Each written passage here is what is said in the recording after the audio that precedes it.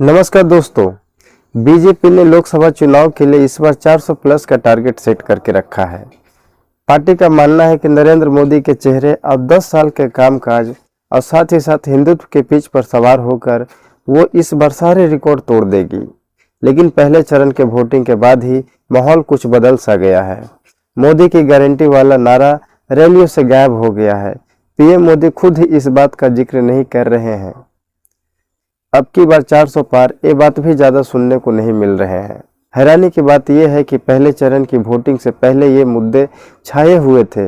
BJP ने अपना संकल्प पत्र जारी किया था, उसमें भी विकसित भारत और मोदी की गारंटी जैसे मुद्दों पर सारा फोकस था। लेकिन पहले चरण की वोटिंग के बाद उस रणनीति में बदलाव देखने को मिल रहा है। बदलाव यह है कि एक बार फिर बीजेपी वापस हिंदुत्व की राजनीति पर लौट रहा है और फिर से ध्रुवीकरण के दाव पर भरोसा दिखा रहा है। यहाँ समझने वाली बात यह है कि पहले चरण में दक्षिण के ज्यादातर सीटों पर वोटिंग हुई। तमिलनाडु की 39 सीटों पर वोट डाले गए। अब बीजेपी के सामने चुनौती थी कि उसे हिंदू मुस्लिम ध्रुवीकरण वाले मुद्दे से उसे दक्षिण भारत में ज्यादा वोट नहीं दिला सकते। इसी वजह से पीएम मोदी ने तमिलनाडु राज्य में संस्कृति और सरकार के कामकाज पर ही फोकस किया। इसके साथ ही साथ भ्रष्टाचार के खिलाफ कार्रवाई का भी एक मुद्दा बनाने की कोशिश किया। लेकिन अब दूसरे चरण में ज्यादातर हिंदी भाषी क्षेत्र उत्तर भारत में ही चुनाव हो रहा है। बीजेपी ये बात समझती है कि यूपी बिहार जैसे राज्यों में सिर्फ विकास के नाम पे वोट मिलना मुश्किल है। सिर्फ विकसित भारत का सपना दिखाकर लोगों को अपने पाले में करना आसान नहीं है। इसी वजह से समय की नजाकत को परखते हुए एक तय रणनीति के तहत कांग्रेस के ही मैनिफेस्टो को डिकोड करने का काम कर रही है। बीजेपी अब ऐसा दिखाने की कोशिश कर रही है कि कांग्रेस का घोषणा पत्र मुस्लिमों को फायदा देता है। वो पक्षपाती और तुष्टीकरण की राजनीति को बढ़ावा देते हैं। पीएम मोदी ने पहले एक रैली में कहा था कि कांग्रेस के घोषणा पत्र में मुस्लिम लीग की छाप दिखती है। इसके बाद पीएम मोदी ने कह दिया कि कांग्रेस ज्यादा बच्चे वाले लोगों को अपनी संपत्ति बांटना चाहती है। इसके बाद पीएम मोदी ने महिलाओं के मंगलसूत्र का भी जिक्र कर दिया और बोल दिया कि कांग्रेस वाले आपके मंगलसूत्र को भी बचने नहीं देंगे। अब कई लोगों को लग रहा है कि अचानक से पीएम मोदी ने मंगलसूत्र का जिक्र क्यों कर दिया। हैरानी की बात यह है कि कांग्रेस की घोषणा पत्र घोषित हुए कई दिन बीत गए हैं। पीएम मोदी को दूसरे चरण से पहले मंगलसूत्र वाली बात कैसे याद आ गई। ऐसा बीजेपी इसलिए कर रही है क्योंकि उसे आधी आबादी का वोट चाहिए। ये बात हर कोई जानता है, लेकिन उससे बड़ी बात यह है कि पार्टी अब सिर्फ उज्ज्वला या फिर आवास के नाम पर उनसे वोट नहीं मांग सकती।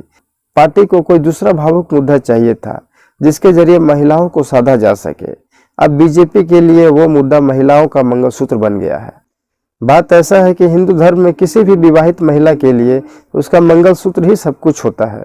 मंगलसूत्र के साथ उसके पति का जुड़ा होता है, शादी के बंधन का प्रतीक होता है। अगर ऐसे में कोई बोल दे कि आपका मंगलसूत्र को नहीं छोड़ा जाएगा, उसे भी आपसे छीन लिया जाएगा, तो कोई भी महिला सहम जाएगी। उसके मन में हजार शंकाएं घर कर जाएगी। कुछ लोगों का मानना है कि बीजेपी जमीन पर महिलाओं के मन में डर पैदा करना चाहती है।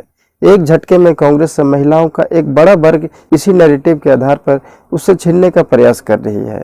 यहाँ ये भी समझना चाहिए कि महिलाएं पुरुषों की तुलना में वोटिंग करने के लिए ज्यादा आगे आ रही है। पहले चरण में जिन जिन राज्यों में चुनाव हुआ उनमें महिलाओं का वोटिंग करने का प्रतिशत ज्यादा था।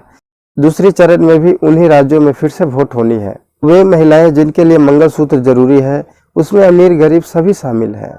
इस समय बीजेपी का कोशिश है कि जाति से ऊपर उठकर कुछ ऐसे मुद्दे बनाए जिसके दम पर उन्हें किसी एक खास वर्ग का सारे वोट उन्हें मिल जाए। बीजेपी के लिए ज्यादा जरूरी इसलिए भी हो गया है क्योंकि उसे विपक्ष के नैरेटिव को विफल करना है।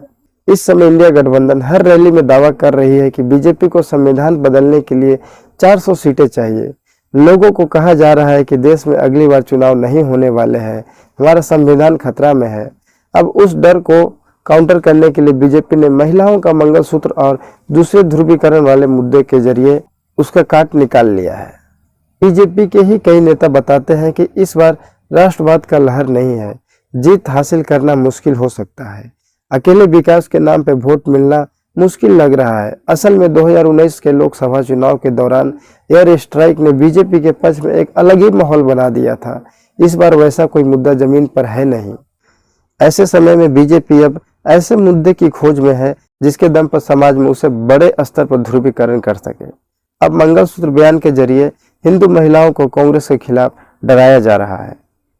दूसरी तरफ जब पीएम मोदी बोलते हैं कि आपकी संपत्ति को अल्पसंख्यकों में बांट दिया जाएगा, इसके जरिए एक आक्रोश भी हिंदू वर्ग में पैदा करने की कोशिश साफ दिख रही है।